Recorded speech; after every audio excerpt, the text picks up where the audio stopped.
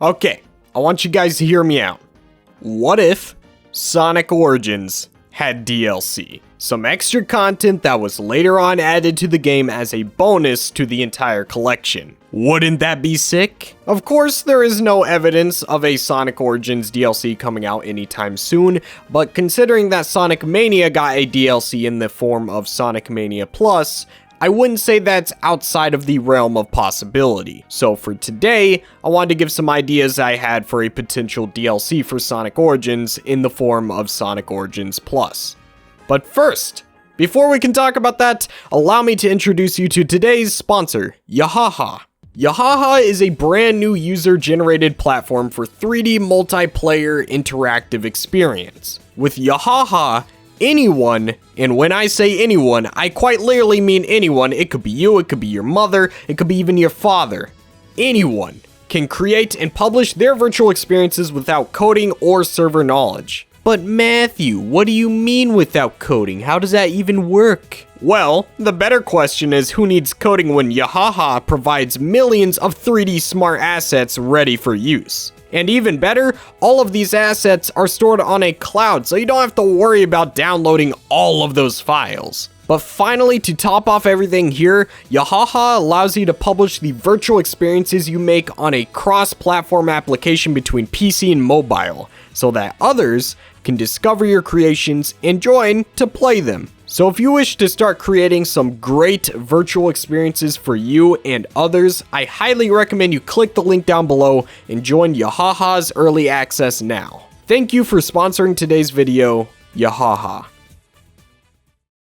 Alright, so the first and obvious new addition that needs to be implemented into Sonic Origins Plus would be more playable characters. Like sure, we got Sonic, Tails, Knuckles, but come on, we can do better than that. What I think Sonic Origins Plus should add is 2 more playable characters to the current roster. Who are those 2 characters, you may ask?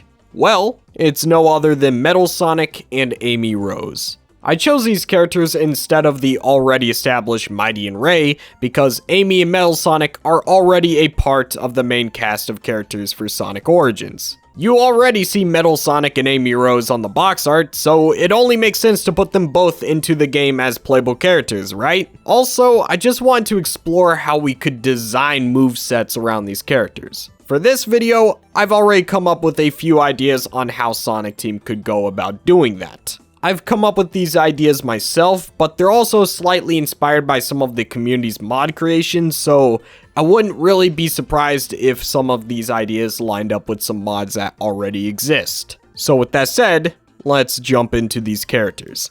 Okay, so first things first with Amy Rose.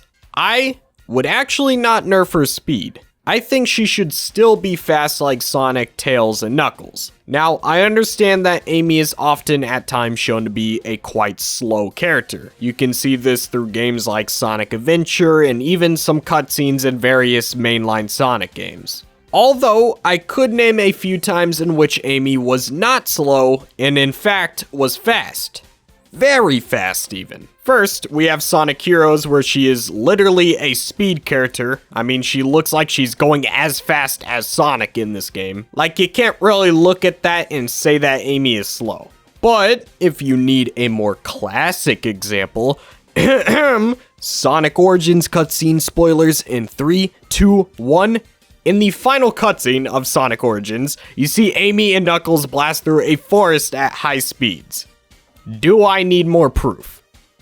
Well, with that out of the way, Amy will maintain a relatively nice speed. However, her new move will have a lot to do with her hammer jumping. Amy's new move will be a double jump. After jumping once, you can jump again by causing Amy to do a flip with her hammer. This will be greatly valuable to players who wish to explore the level but do not like the time it takes for Tails to fly or Knuckles to glide and climb. This is a much faster and more convenient way of reaching higher ground for those who find Tails and Knuckles to be too slow. This can also be helpful in water sections, and I know how much people hate water in the old classic Sonic games, so Amy would be the perfect character to avoid drowning with. Now, Amy will only have the double jump because I believe it's important to keep the controls relatively simple. Every other classic Sonic character in existence have kept all of their controls to one button, and Amy should be no different. Remember that these controls used to have to fit on a Sega Genesis controller, so I like to think within those boundaries. Alright, next up we have Metal Sonic. For Metal Sonic, I really want to create a character that can handle tough or annoying enemies in simpler ways. For Metal Sonic, I want to give him the super peel out in every Sonic game, except now it's received a buff. When Metal Sonic activates a super peel out, it will have a 3-second grace period of invincibility, which basically means that if there's an enemy that has spikes or some kind of deadly form of defense, Metal Sonic can super peel out to destroy them easily. He can also use it as a means of getting through the level. He doesn't have to use a super peel out for offense, he can also just use it to simply go faster. I mainly had the idea to make his move a buffed up super peel out because in his boss fight during Sonic CD, he charges himself up before dashing forward and destroying everything. Just like a buffed up super peel out. That's a very powerful and unique move to Metal Sonic. But what are the trade-offs? Well, for one, he has to come to a complete stop if he wishes to use the super peel out, which means that he can't just use it on the go, he has to stop on a dime. Also, to ensure that Metal Sonic isn't too powerful, when Metal Sonic is in a boss fight, if he were to use the super peel out, he would simply bounce off without doing any damage to the boss. Similar to how Mighty just bounces off spikes in Sonic Mania. Now, unfortunately, we kinda have to do this because we can't have Metal Sonic just destroying everything in his path. That would be way too overpowered, and he would pretty much be the easy mode option to these classic Sonic games.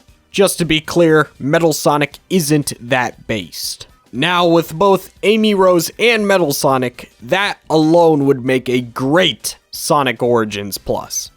But I think we can still do more. What about more missions? I was a massive fan of the new mission mode in Sonic Origins, and I would love to have an expansion to that mode. The first thing that comes to mind is making some new missions that are tailored around Amy and Metal Sonic's movesets, kinda similar to how Tails and Knuckles had their own unique missions as well. But something I would like to see a lot more is some 6-star missions. I want missions that are so challenging that they could make you break your controller. Now, there were a few challenging missions in Sonic Origins. The most challenging missions for me to S-rank was the Sky Chase mission with 1,000,000 projectiles, and the other one that was a flying battery platforming stage with Tails. Those are the main two that I struggled with on getting an S-rank.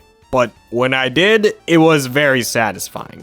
However, once again, those stages still weren't hard enough. I want an even harder stage. A stage that requires full skill mastery to obtain an S rank. Basically, I want to really be pushed to my limits when playing the missions in this game. I think at least that this is a quite harmless addition to Sonic Origins Plus.